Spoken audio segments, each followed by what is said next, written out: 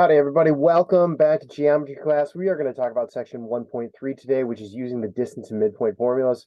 Every semester of geometry, we kind of get a couple of very special tools that we get to put into our toolbox and use over and over and over again. And for semester one, and specifically quarter one, the distance and midpoint formula are going to be some of our most important tools. So it's a big day. It's a big day, important day. It's going to be important for your first checkpoint. It's going to be important for your whole first semester. So let's talk about them. So to begin with, what I want to do is I want to talk about the word midpoint and make sure that we understand what it is and a very closely related word. So a midpoint of a segment is going to be specifically a point. That's not a surprise, I'm sure. But it is going to be a point, and it's going to divide that segment into two congruent pieces. And so we're going to have a left side and a right side, or a top side and a bottom side. And they're going to be the exact same length. That's what that word congruent means. That's something that you learned yesterday. We got our symbol for congruence yesterday as well. And it looks like this. And we still get to use it today, meaning matching distances. Now, something that's very similar to a midsegment is the term bisector. Now, a bisector is also going to create that same equivalency, that same congruency, but rather than just being a point that is in the middle, a bisector can be a point, a line segment, or even a plane. And this line segment, or plane is going to cut through the middle of your segment at the midpoint. So the result is very much the same, but the way that they look can be different. So over here in our picture, right over here, we've got our segment AB.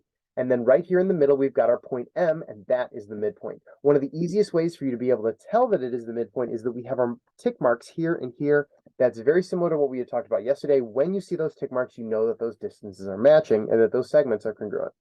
Very similar to that, but slightly different is right over here. We still have the same segment AB, and we still have our midpoint M here in the middle, but it is the segment DC that is going to be a bisector of that. It's going to be bisecting that segment, creating a midpoint, and still creating those same matching distances.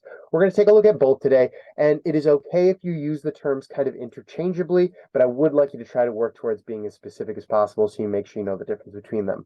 So for our very first one right here, what we have is we've got this picture right here, and we've got our segment RS. And then what we want to do is we want to see if we can figure out what the full distance is of that segment RS. Notice the lack of notation up here. There are no marks or anything like that, and that lets you know that you're after a distance. Something that's really going to help you right here is that what you'll notice is that once again, you've got these marks here and here, which are going to show you that you have two matching distances, and that's going to be really, really important. Also, right down through the middle right here, what we have is a bisector. Because it is a segment. It is going to be a segment that's going to create that midpoint, and that midpoint is the point T. Okay, so how do we get the full distance from R all the way to S? Well, if we wanted to travel from R to T, it would be a distance of 21.7. And if we wanted to travel from T to S, it would be a matching distance of 21.7.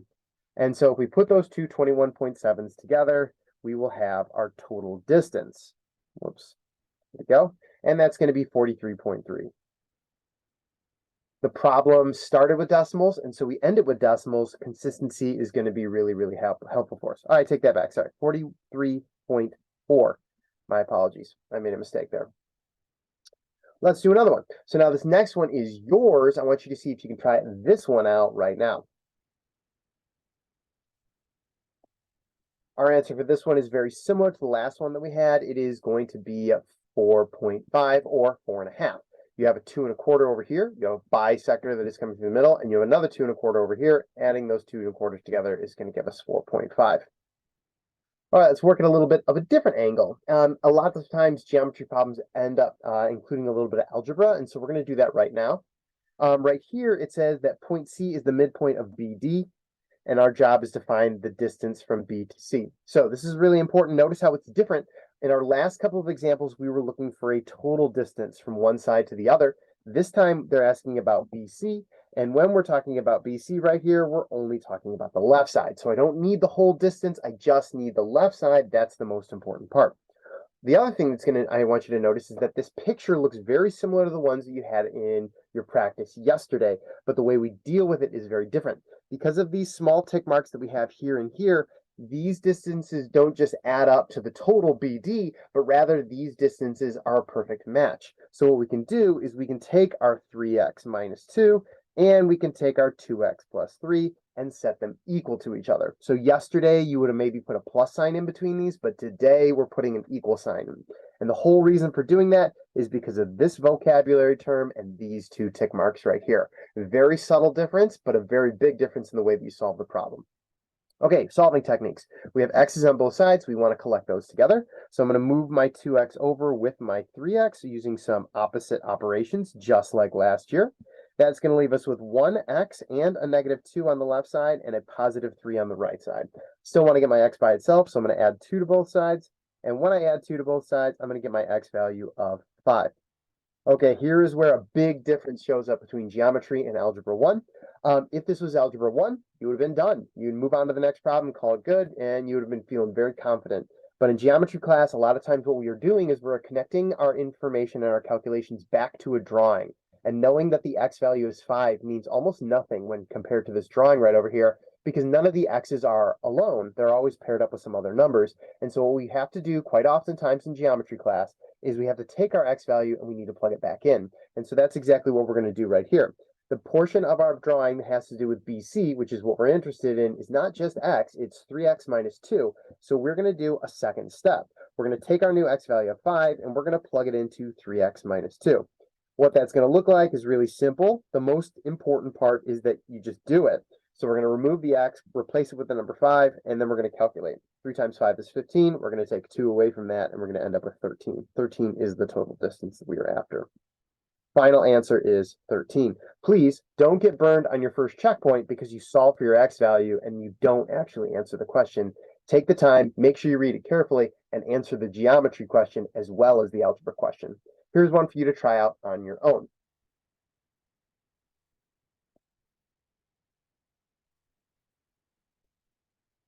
What we have right here is a really great start off. We've got our 8x minus 3, or sorry, 8 minus 3x and our 2x plus 5. They're set equal to each other, and we've solved for x. We get 3 over 5. That is not my favorite number in the entire world. So if you want to convert it to a decimal, you're welcome to do that. You can use an x value of 0.6. Also remember that our job here is to find the length of KL, and KL is this portion of the drawing right over here. And so you need to take your 0.6 and plug it back in to make sure that you're going to get your very best final answer. That's going to be 2 times 0.6, and then we're going to add 5 to that. And when you get our all said and done, our final answer is going to be 6.2. That is the final that we need to end our problem with right there. Okay, so now what we have done is we've spent some time looking at the way that midpoints and bisectors work. But another important piece is that there's a formula for them as well. And I want to make sure that you have that in your back pocket because, like I said, one of the most important tools that we'll have all semester. So right down here, what I'll have is a formula for you for midpoint. It may look familiar to you, and if it does, that's awesome. And if not, that's okay.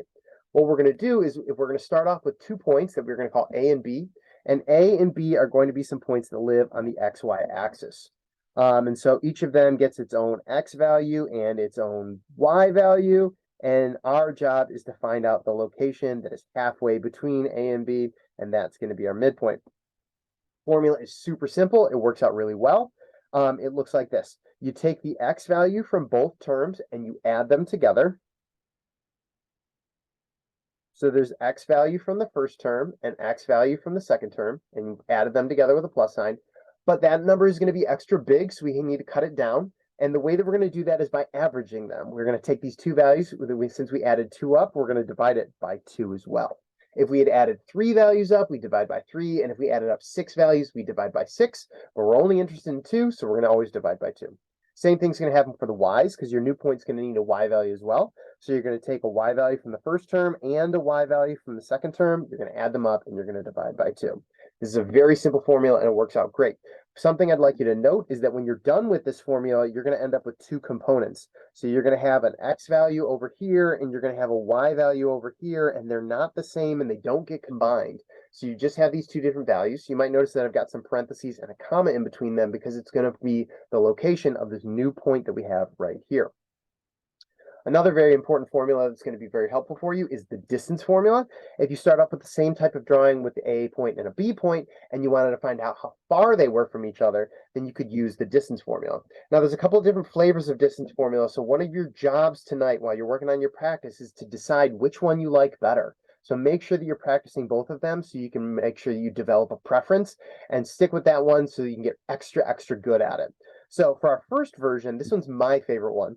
It is the official distance formula. So for the official distance formula, once again, we're going to start off with two different points, A and B. They both have their own X's and Y's. And what you're going to do this time is rather than adding them together, you're going to be subtracting them. So we're going to take our two X values and we're going to subtract the two X values from one another. You're going to do the same thing with the Y values. You're going to take your two Y values and you're going to subtract those as well. That's a slight difference between the midpoint formula. Now, when you do the subtraction, these numbers are going to get extra small, and so we're going to need to build them up a little bit. So we're going to do a couple different things. One of the things that we can do in order to build them up is we can square them. That's going to make them a bit larger. And then the other thing that's going to happen is since we only have one distance that reaches from one point to the other, we don't need to keep them as two different identities like we had up here. We're going to add them together. And then lastly, once you've added the two squared terms together, it's going to be too big, and so we're going to square root it. And that's going to give us our final distance. This is the way that I like to calculate my distance, but it doesn't have to be the way that you calculate your distance.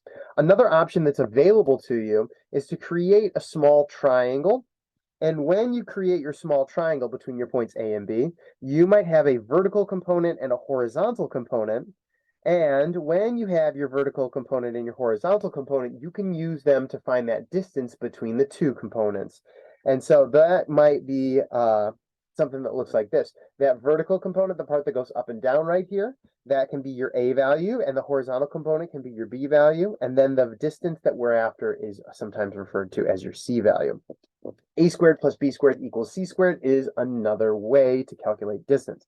C is once again the distance that we are after. You can definitely see that this one's a lot simpler, but it does require a little bit more thinking on your end. And so you need to make sure that you have thought through the entire picture and maybe even taken the time to draw it. And if you don't draw it, it can be a little harder to use this guy. This one works even if you don't have a drawing. So I like this one the most, but you get to pick whichever one you like the most as well. All right, let's try a couple out with these same formula. So in order to make our lives a little bit easier, I have provided you with a couple of examples with the drawings already, and hopefully that does make your life easier, but I want to warn you that that won't be the case forever. In fact, this will probably be the first and last time you get such nice clear drawings, and then from here on out, it'll be very much on your shoulders to create your own drawing. So our first one's going to be the easy one, and then the second one's going to be a bit spicier. So for our first one, it says that we have endpoints P and R. And so you can see that P is -2 units to the left and 5 units up, while R is 4 units to the right and 3 units up. There is a segment that connects P and R, and so you'll notice that I didn't draw that. You're welcome to draw that in right now if you would like. Now this first part says find the coordinate for the midpoint, and so what I want to do is I want to see if I can find a spot that's about halfway between P and R. If I had to guess, I would guess that it would be somewhere right around in here. And so I would want to make sure that my target is going to be somewhere right around there. In order to calculate the exact location, that is very, very important. I want to see those calculations. We're going to use our midpoint formula. So for part A, our formula is going to look like this. Remember, for the midpoint formula, what you want to do is you want to add your X values together and divide by 2, and you want to add your Y values and divide by 2 as well. So for our X values, we have this X value right here, which is going to be -2. And we have this X value right here, which is +4. Those are the two that are going to get put together. Excellent. We're going to do the same type of thing with our Y values. We're going to take our two different Y values that we have, and we're going to combine those together. Our first one is 5, and our second one is 3. When we combine the first set together, 4 and -2 combine together to give you a 2. When we combine our second set together, 5 and 3 combine together to give you an 8. Now, these ones happen to divide very nicely because it's our first example, but they won't always, so it's okay to leave them as a fraction. 2 divided by 2 does reduce really nicely down to 1, and 8 divided by 2 divides really nicely down to 4. And so our midpoint should exist at 1, 4. Let's see how close we got. If we go 1 unit over and 4 units up, we get smack dab in the middle of that circle that I was guessing at. So my midpoint definitely is confirmed. It looks good, and that makes me feel very confident. That's one of my favorite things about geometry. In order to check your work, oftentimes you just look at the figure. So A is all set, looking good. Second part says calculate the distance PR. Now, I was a bit redundant right here. I did write distance and I wrote PR without the line over the top. I could definitely skip one of those two. My favorite would be to skip the word distance and to just say calculate PR. I think that that's very, very efficient. And as long as you know that capital P, capital R with no line over the top means distance, then you should have no problem with that. So let's do that calculation. All right, so for our calculation right here, my first option would be to use my distance formula. My distance formula is once again this guy right here where I subtract my x values and y values. I'm going to square them, add them, and square root them in that order. So my way of doing that would once again go back to the x values. Now you want to subtract this time, so make sure you're being very careful when you do it. I have my subtraction sign for my distance formula, but my 2 is also negative, so I'm going to actually kind of have a double. We'll deal with that in a couple of moments. Then for my y values, I'm going to do the same type of thing. I'm going to start with my 3, and I'm going to take away 5. If you notice for both of these, I started with the second point first, and then I went to the first one. Order is not important. You can do it in any order you would like. When I'm calculating, I'm going to start with what's happening inside the parentheses first. Minus a negative is the same as plus. So that's going to end up being 6 squared. Over here, 3 take away 5 is negative, and it's going to be negative 2. All right, now it's time to square some things. When you are working with these powers, make sure you remember some very important rules. 6 squared is the same as 6 times 6, which is not the same as 6 times 2. So we're going to get a bigger value of 36. Same thing with negative 2 squared. Negative 2 squared is negative 2 times negative 2. That's a negative times a negative, and you get a positive value of 4. We're going to now add these together, and we're going to get the square root of 40. That's pretty good, but we can do a little bit better. And so one way that you learned last year that would be really great is if you reduce this square root. Some good numbers that multiply together to give you 40 would be 4 and 10. One of the great things about 4 is that it is a nice perfect square, while 10 is not so great. And so 2 root 10 would be a really great answer for this one. If you want to write it as a decimal, I'll let you cheat on that one as well. And that would be 6.32. That would be a good answer as well. Now, if you're thinking to yourself, I don't really like the distance formula, Mr. Slomka. I wanted to use a squared plus b squared equals c squared. Well, what you might notice is that I already actually kind of did that. If you're looking for a squared plus b squared equals c squared, you're going to want to turn your picture into a right triangle by creating a vertical and a horizontal piece. When you created your vertical piece, you might notice it has a distance of 2, and I've got my 2 right here. And when you created your horizontal piece, you might notice it has a distance of 6, and I've got my 6 right here as well. So yours might look like 2 squared plus 6 squared equals c squared. And when you take your 2 and square it, you're going to get 4, and your 6 squared is going to be 36. And 4 plus 36 is still 40. And we don't really want c squared anymore, so we're going to need to take the square root. And so our answer is still the square root of 40, which is still 2 root 10 and still 6.32. So we end up at the exact same spot. What makes this one a little bit easier is because we had such a great drawing. I could have done this one in the same number of steps, even if I had neglected the drawing. All right, now my favorite one of the entire class period is this one right here. If you've started to lose focus a little bit, I understand, but see if you can tag with me for this one right here, most important example of the day. So for our last example right here, what you might notice is it looks almost identical to the one right above it. And even the things that we're asking for are going to be very, very similar. We want to find the coordinates of a point right here. But the main difference is the way that this problem is set up, and it's going to really change the way that you calculate it, so pay close attention. In this case right here, it says that there is a segment AC, and it has a midpoint that is not very surprisingly called M. And so you'll notice that they tell you exactly where the midpoint is. Now, in our last question, we were in charge of finding M. It was the answer. This time, what they've kind of done is they've already given you the answer, and your job is to fill in the parts of the question that you didn't get. And so the question last time gave us 2 endpoints P and R. This time it gives us one of those endpoints, and then it doesn't give us the other one. And so what we need to do is we need to use this midpoint, this final answer, to find out where our segment started life. So if you're in a big rush, what you're going to do is you're going to see two sets of numbers that we see right here and right here, and you're just going to start doing the same things that we did last time. And that'll be totally wrong. What you'll do is you'll find some point that's about right here, and you might feel really good about it, but I don't really care about that point. Remember that I'm not looking for a midpoint. This is the midpoint. M is the midpoint. M for midpoint. And so what I need is I need a point that is the same distance away from M as A is. So we have this distance right here, and I basically need to copy and paste that distance. And I'm looking for a new point that's going to be somewhere down over here, and that's going to be where point C is. I don't know where that point is, but I'm going to try to find it.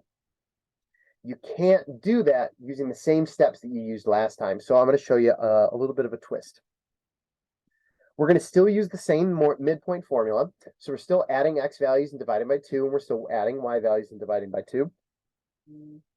But the problem is that our point C is a mystery to us. We don't know where the x value is, and we don't know where the y value is for our point C. And so that's a real frustration for us. So what we're going to do here is we're going to take these 2 points, and we're still going to write them in the midpoint formula. So I'm going to start with my x values. Unfortunately, one of them is only x, so I'm doing a 1 plus an x. I'm going to do the same thing for my y values. Unfortunately, one of these is a mystery to me as well, and it's going to be 6 plus y. Not very satisfying. Now, here's the part where things get a little bit better. I do know what my final target is. When I do 1 plus x and I divide it by 2, I know what I'm supposed to get. I'm supposed to get an answer of 3. When it's all said and done, this is supposed to be equal to 3. Similarly, same kind of thing over here. When I do 6 plus y and I divide it by 2, I know what my answer is supposed to be. It's supposed to be 4. And so when this is all said and done, I'm supposed to get a value of 4. If you know what that final equals is going to be, then now you have enough in order to create a little bit of a solving problem. We're going to solve this like we were in Algebra 1. And so we're going to use opposite operations, and we're going to figure out where that missing point was right there. Opposite operations means when you see things like division, you need to do the opposite of it, which is multiply. So we're going to multiply by 2 on both sides over here. These 2's are going to cancel each other out, leaving us with 1 plus x, and now it's going to be equal to 6. We're going to do the same thing over here. We're going to multiply both of these sides by 2 as well. These 2's are going to cancel out, and we're going to end up with 6 plus y equals 8. We're also going to continue to do some opposite operations. We have a nice positive 1 right here, and so we need to use the opposite of that, which is a negative 1, and we're going to bring that over to the other side so the x is all alone. And now it turns out that our x value is 5. Same thing over here. We've got a nice positive 6. An opposite operation would be to subtract 6 from both sides. And when you subtract 6 from both sides, you're going to end up with a y value of 2. It turns out that our other point, the point that we were looking for, point C, should be located at about 5, 2. Let's find out if that's a good spot. If we go 5 units over and 2 units up, we end up right inside the bubble that I had created earlier, and that makes the point M the exact center of the segment AC. Very different than the way that we did up here. I'm going to guess that if you look at these 2 pieces of work, there's one that you like more and there's one that you like less. But I need you to be an expert at both of them. So make sure that you can handle both situations. Look carefully at the directions and make sure you notice the way that they're different so you know when to do the exact right thing. In order to help you practice that, I've got 2 practice problems right here. Give them a try right now.